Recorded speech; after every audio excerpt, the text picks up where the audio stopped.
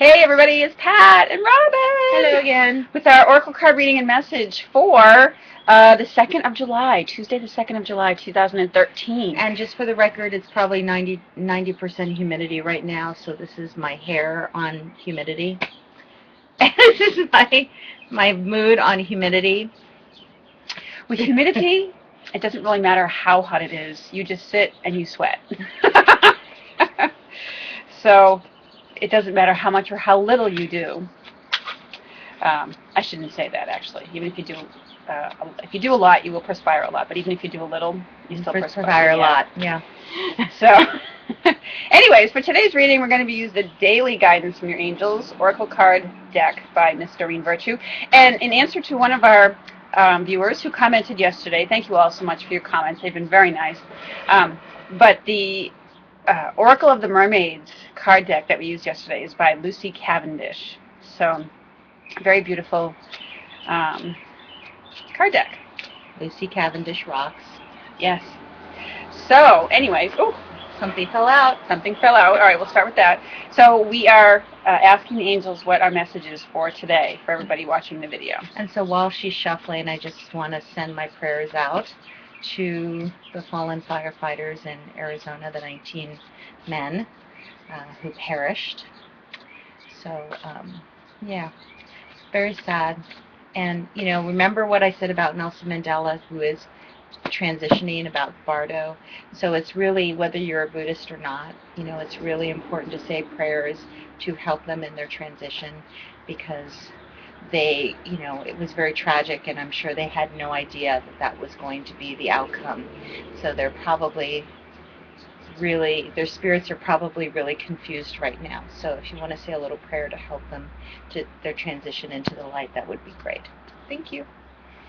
All right. So our cards for today are Let Your Past Go.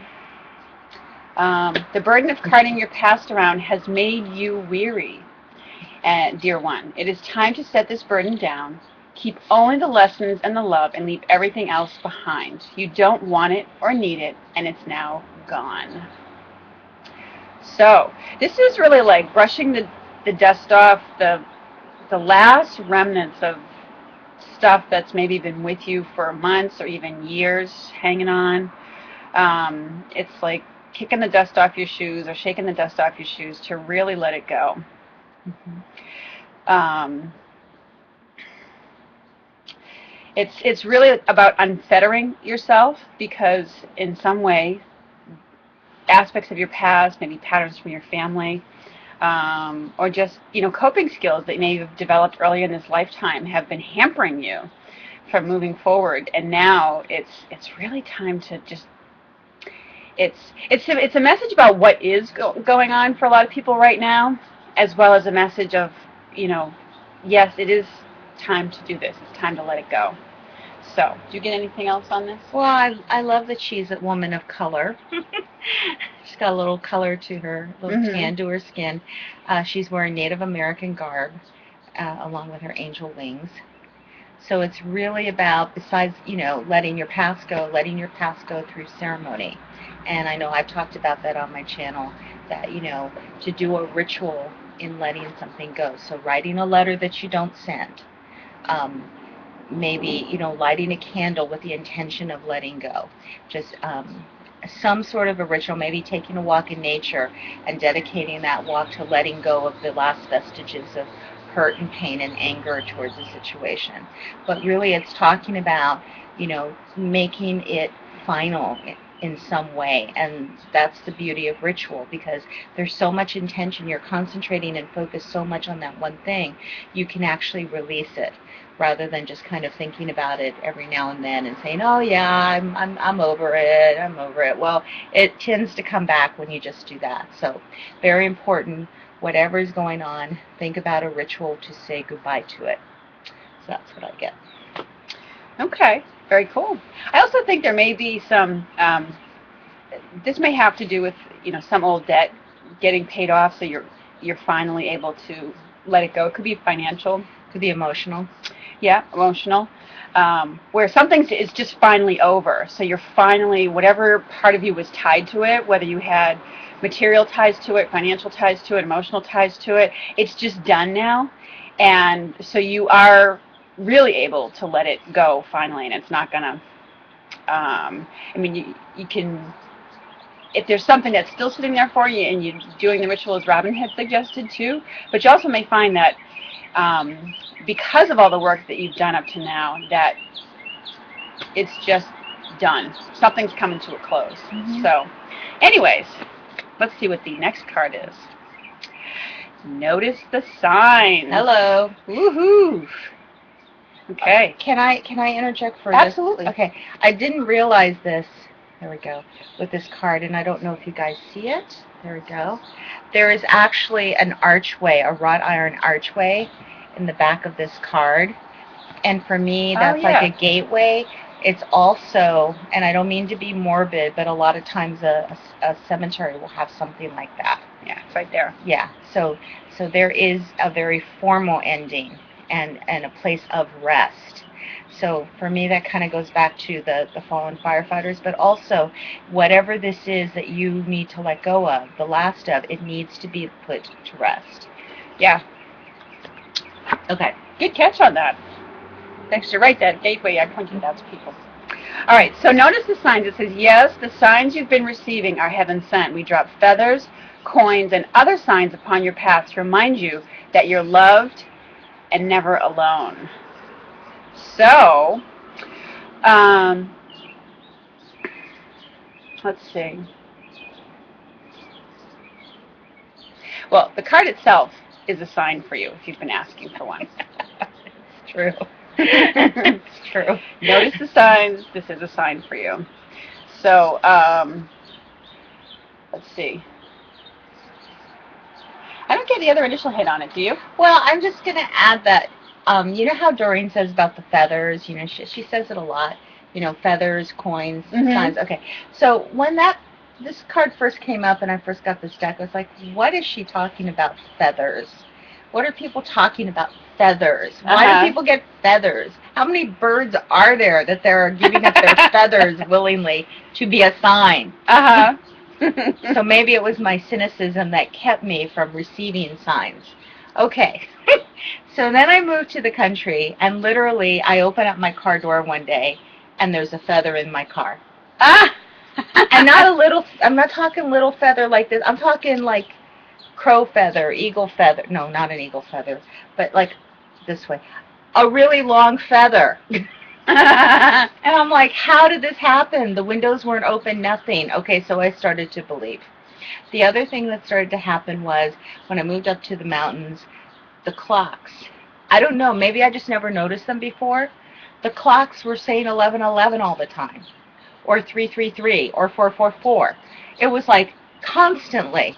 It's like, did I not look up? I mean, what's going on here? So I realized that probably because I was so caught up in my own stuff before, I wasn't noticing that the angels were giving me signs all along. And so I think the signs would be a little bit different for everyone. I mean, I have a friend who kept telling me about these feather things, and she's living in Oakland. It's like, where are these pigeons coming from, you know? But lo and behold, she always got feathers. And so for me, it's the time. Because I'm always on my computer, I look up, I see 11:11, 1:11, 2:22, 3:33. You get the idea. Oh, I was going to say, it's so funny, too, because, you know, for some people, their signs are seeing heart shapes in everything. Yes, Kelly. And it was so funny because last night I was watching Sleepless in Seattle. I happened to be on the TV. And all throughout that movie, they kept saying, it must be a sign. It's a sign. And, of course, the last, you know, at the end of the movie, the sign is the heart-shaped lights that show up on the Empire State Building in New York. And she takes that as a sign and meets the love of her life. So for some people, heart-shaped signs are there, too. But in any case, in any way, I mean, this is sort of, I mean, it's almost as though the card needs no real interpretation or, you know, adding to that. But they're just, you know, they're bringing your attention today to, you know, things that are around you or just, you know, yeah, the little nuances, the little things like when they draw your attention up to the clock and you see the same numbers all the time, or You know, for some people, their loved ones leave them coins, things like that. Mhm. But it's just in some way today, they're saying, notice the signs that are going on around you. And for each person, a sign is, you know, it's different. It's individual, I want to say, and unique to you. I mean, if you've asked for a specific sign, sometimes the angels will show you that. Mhm. But in some way or other today, they're wanting you to know that they're showing you the signs that you've been asking for. So pay attention. Pay attention. That's my Receive. teacher's voice. Pay attention. Yeah. You know, it might even be a song that you hear on the radio. So that, you know, happens to be, I don't know, sung by someone, or a song that, you know, a loved one of yours particularly liked, someone who's passed on to spirit. So, Or sometimes it's a song that's an answer to your question, like angels, what am I supposed to do about whatever? yeah. And then a song comes on the radio that says, you know, take your time, or take it easy, or, you know, something like that. Yeah, and so, you know, for those, like, especially the people out in Arizona who recently lost loved ones, and, you know, again, our heartfelt prayers and thoughts go out to you, because we know that grief is very acute right now. Mm-hmm. But you may begin to see little signs from your loved ones, those firefighters who passed, that, you know, they've reached the other side, they're okay, they're alive and well, in spirit anyways. And They're in the light. yeah, that they're in the light, and that they're going to be okay. So, but, you know, otherwise, I would, you know, for some people it may be looking at it in a world-wide scale. I mean, people know that, you know, the consciousness of humanity is shifting, and even though, you know, it's kind of, if you look at it a broader perspective, notice the signs of things that are going on around the world. You know, the earth activity, the volcanoes, the earthquakes, you know, the solar flares, how they're affecting the earth, how the weather is changing, the uprisings and things like that. Mm-hmm. Things are really in shift and flux.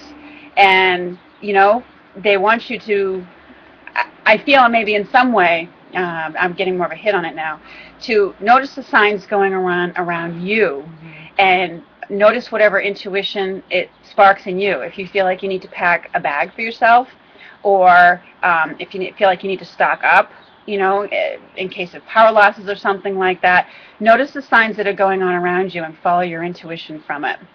So you're getting a hit because there's a breeze now, you know. yeah. Like I'm cooling off. I'm also getting, when you're listening to the news or hearing about different matters, as Pat said, there's so much going on, see what resonates, what you have a visceral response to. So is it the firefighters? Does that bring, you know, the emotion up? Is it the uprising in Egypt? Does that bring the emotion up? I mean, what is it specifically? It's going to be different for everybody. So that's really a sign as well, you know. So if it's some, like I have a friend, it's the Egyptian uprising for him because he's from the Middle East. This is very, very close to his heart. And so he has both, you know, he has very ambivalent feelings, both positive and negative emotions. So, you know, he needs to sit with that and see what exactly that is. What is the sign there? Is it the sign that he needs to maybe visit his family? You know, is it a sign that he just needs to pull back and just feel like a little bit more safe? So, you know, it can go either way, and nothing's right, nothing's wrong with the sign, it just is. But to really see how your body reacts to different information is important as well. Cool. So those are the messages that I get for today. We're on a road trip today. Road trip. Go visit some friends. So, anyways, wishing you a lovely, lovely day. Thank you for joining us. Thank you for all your lovely comments. I hope you have a fantastic Tuesday. And stay cool wherever you are, because I know it's hot all over. I know I'm complaining about the heat because I'm just, you know, I'm a drama queen, what can I say? But, you know, my poor kitties are in 110-degree weather in California, so... I know one side of the country is being flooded, the east. We're getting all sorts of heat, humidity, and not just heat, but humidity and rain and flooding. Yeah. And then the western part of the country is getting heat and wildfires. Wildfires. Yeah. No humidity, no water. So and no respite. So, you know, everyone is suffering. So I didn't mean to be light and flip about my humidity thing, but yes, seriously, look at my hair. Anyway, enough. Have a wonderful day, everybody. Take care. Thank you.